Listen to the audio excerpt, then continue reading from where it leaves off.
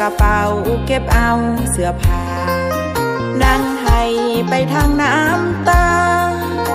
มุ่งหน้าเข้าสู่เวียงจันทน์ย้อนความทุกข์ยากจึงได้จากบ้านเกิดหัวพันเข้ามาเป็นผู้สาวโรงงานใช้ความขยันขายแห้งแลกเงินครอบครัวขาดเกินทุกอยากเหลือเกินทนกินน้ำตาจังแมนโอวาสนาของสาวบ้านนาลาถิ่นจากพ่อจากแม่ขาดคนดูแลชีวิตอับเศร้าคือจังเป็นดังตัวเฮามาอยู่ห้องเศร้ากินข้าวรินทางหัวใจอ้างว้างแนมเบิ่งหนทางสร้างมาทอดแท้คิดเห็นแต่หน้าอีแม่อีพ่อผู้คอยเบื้องหลังบอกให้ลูกสู้เพื่อความเป็นอยู่ชีวิตของตนถึงสิทุกข์สิยากก็ทนย้อนว่าเฮาจนสู้เด้ออีลาแต่โศกสตาให้โอกาสมาศึกษาเฮียนหูขอบใจผู้ใหญ่อุ้มสู้ได้มายืนอยู่จุดที่มุ่งหวังได้เป็นแม่ค้าโฆษณาขายเครื่องออนไลน์ขอบคุณแฟนๆทั้งหลายช่วยซื้อของใส่จากสาวบ้านนา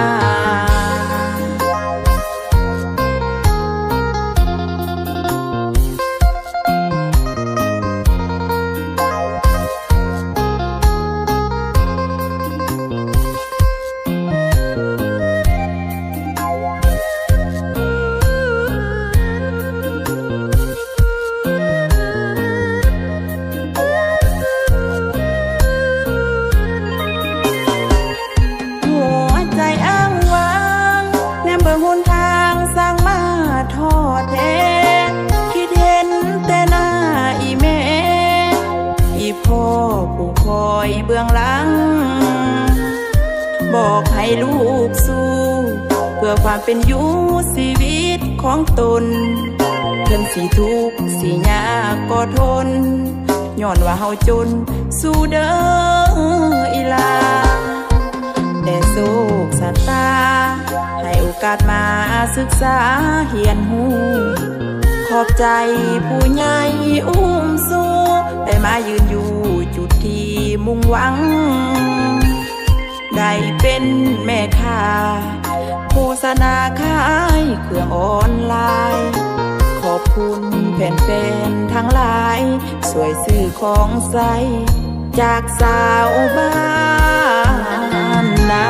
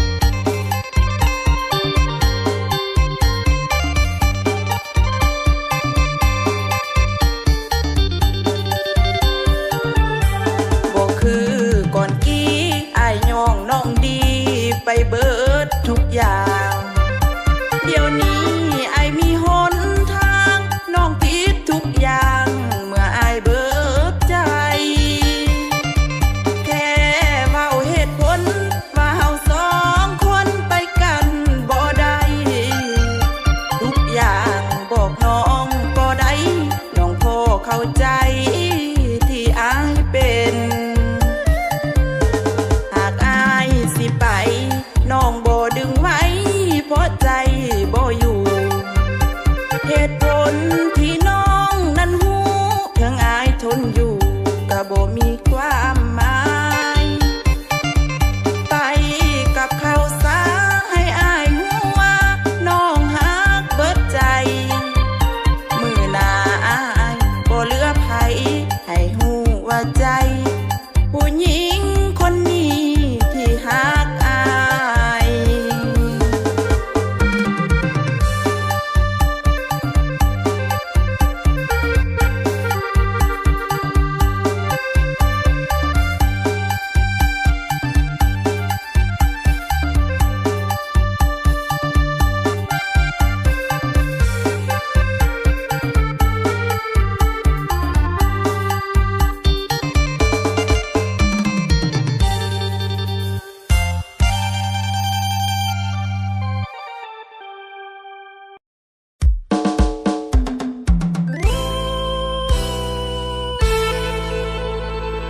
และน้อง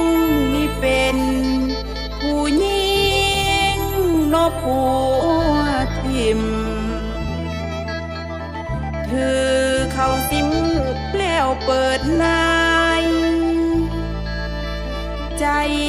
ผู้ชายสร้างขี้หายมีเมียสอนกะบ่พอ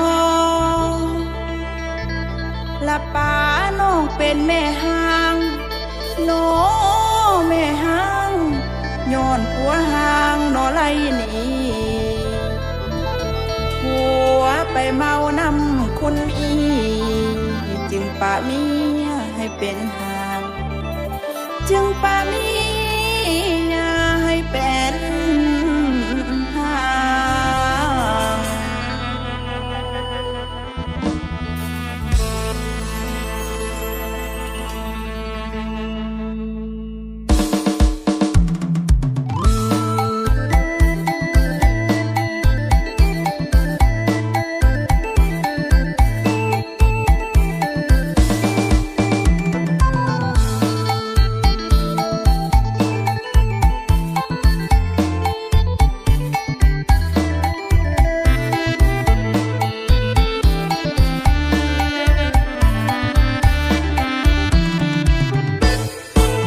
เป็นสาวห่อทองสิมีไผจองแน่บ่หน้าตาบ่หล่อ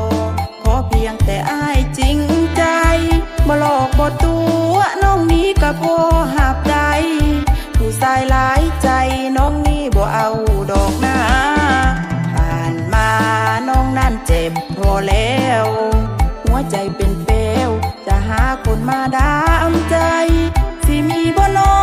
ผู้ชายหักและจริงใจให้น้องเสื้อใจบทตัวคือผัวผ่านมา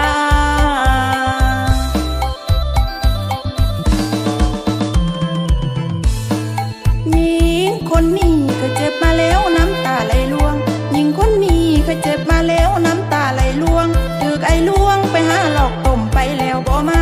นั่งห้องให้อยู่บอนคนเดียวใจไอ้เบี้ยวสร้างทำลงใดลูกพ่อให้เนียมหาหน้าพ่อใจดำกระดอกบ่โง่โกงตาเอามาน้ำตาแม่ห่างที่มันไหล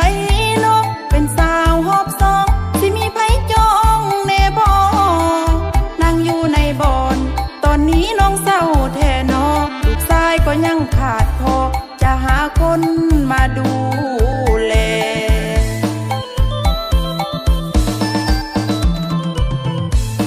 มีบ่ผู้ชายแถวนี้มีบ่ผู้ชายแถวนี้จริงใจกับน้องได้บ่บ่รอบ่รวยก็ได้ขอให้แม่นฮักเดียวอายอย่าเบี้ยวหาทางสาวใหม่ให้จริงใจกับน้องเท่านั้น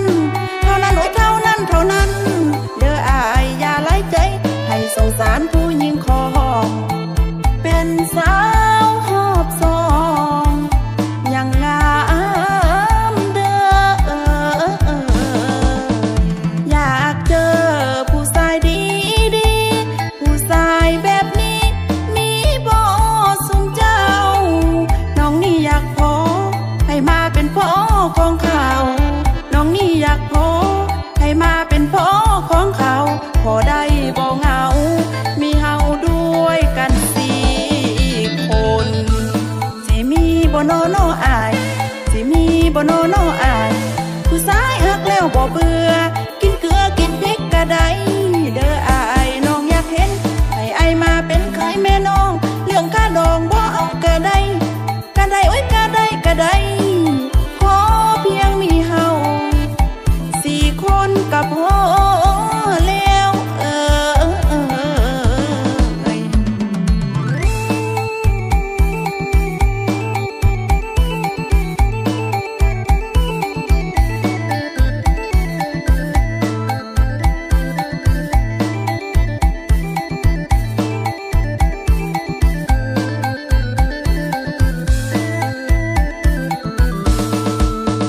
อยากเจอผู้ชายดีดีผู้ชายแบบนี้มีบ่สุมเจ้าน้องนี่อยากพอให้มาเป็นพ่อของเขาน้องนี่อยากพอให้มาเป็นพ่อของเขาพอได้บ่เหงามีเฮาด้วยกัน4 คนสิมีบ่โนโนอายสิมีบ่โนโนอายผู้ชายฮักแล้วบ่เบื่อกินเกลือกินพริกกะได้เด้ออาย